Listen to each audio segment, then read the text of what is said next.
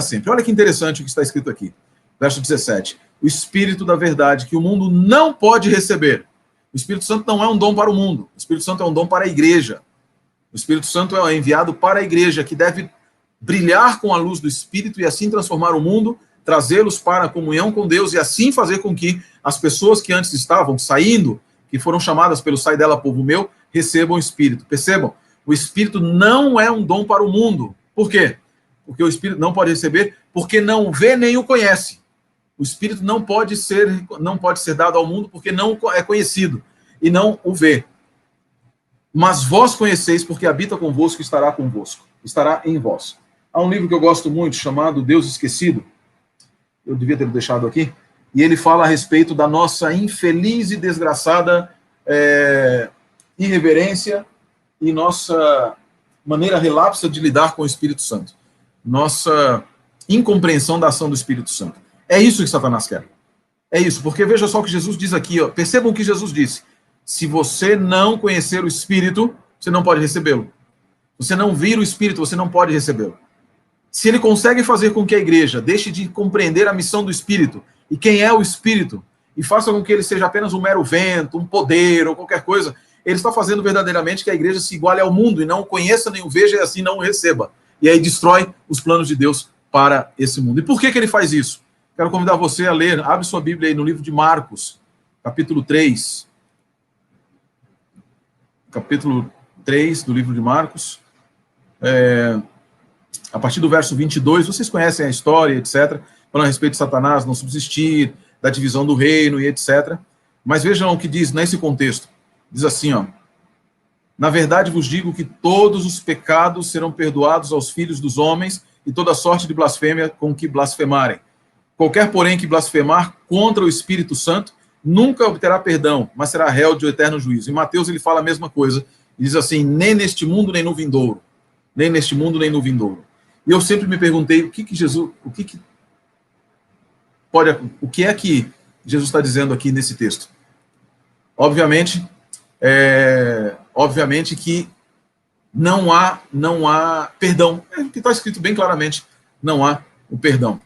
Perceba o seguinte, Ellen White, lá no História da Redenção, o pastor Eleazar conhece muito bem, o pastor Eleazar, para quem não sabe, é uma concordância do Espírito de Profecia, tá? Então o pastor Eleazar, ele vai lembrar desse texto também. Ele diz assim, lá no texto, que quando Lúcifer, Deus suportou longamente Lúcifer no céu. Suportou longamente. Instou com ele, vários anjos instaram com ele, que disseram trazer, e ele às vezes sentia vontade, ele vinha, ele se ajoelhava diante de Cristo, se ajoelhava diante de Deus, e ele era instado pelo poder do arrependimento, percebam isso, e até que ele lutava contra isso, e não, eu vou continuar a rebelião. Até o momento em que ele é lançado para fora dos céus, e num determinado momento, o anjo poderoso que esteve em seu lugar, ele passa, Lúcifer vê o resultado da sua rebelião, olha para aquele anjo e diz, eu quero ter uma audiência com o Filho de Deus. E ele vai até os céus, e ao chegar ali, Jesus o recebe, e ao recebê-lo, ele diz, olha, eu quero voltar aos céus, eu quero ser reintegrado aos céus. E Cristo em lágrimas, isso sempre me tocou muito, Cristo chorando, diz, você não pode voltar aos céus. E por que não pode? Ellen White diz, porque o céu não pode ser maculado pela sua presença. Por que não pode? Porque ele rejeitou aquele, e queridos, eu fico arrepiado, ele rejeitou aquele que é o único que invade o mundo de pecado, que é o coração do ser humano, para mostrar a luz de Deus, dos seres humanos, de todos os seres criados, para mostrar a luz da grandiosidade de Deus e do perdão oferecido quando o homem ou qualquer ser quer se rebelar contra Deus. Por isso que no plano da redenção, a batalha, a inveja foi contra o filho, levantou-se contra o pai, mas a rejeição foi do Espírito. Ele rejeitou o Espírito Santo. E quando rejeitou, olha lá a coisa linda ali, ó.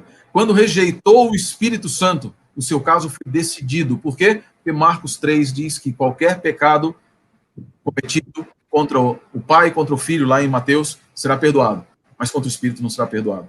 Quando nós juntamos todas essas peças, fica claro o que ele quer que as pessoas, e nós rejeitemos o Espírito Santo, e o convite dele, diferente da mensagem da Bíblia, que é reconhecendo a divindade plena, é um convite para abandonarmos o Espírito, porque assim ele consegue vencer. Se ele conseguir destruir a ação do Espírito. E aí nós vamos lembrar, se não me engano, o pastor Eleazar, o pastor Gilberto, página 689 do Desejado de Todas as Nações, em que Ellen White diz, me corrijam se não for essa página, que o poder do pecado somente poderia ser vencido pela poderosa atuação da terceira pessoa da divindade. Perceberam por que Satanás odeia o Espírito Santo? Ele rejeitou o Espírito. Ele quer que muitas pessoas rejeitem também, por não conhecê-lo. E assim fará a igreja perecer e os planos de Deus perecerem também. Excelente, Sérgio. Inclusive, isso nos faz lembrar que, como é o Espírito Santo que convence do pecado, da justiça e do juízo, portanto, foi o Espírito Santo que atuou no coração dos anjos que retornaram arrependidos. Então, o Espírito Santo já exercia essa função de trabalhar na consciência e no coração antes mesmo da criação do ser humano. Lá Fantástico. Fantástico, né? Fantástico. Sempre foi a função dele.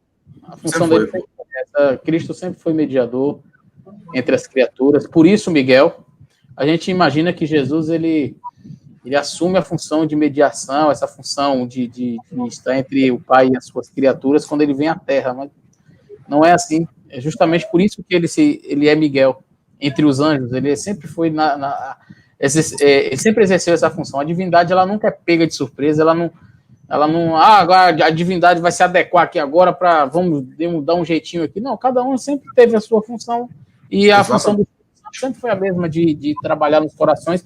E a prova disso são os anjos que retornaram, né?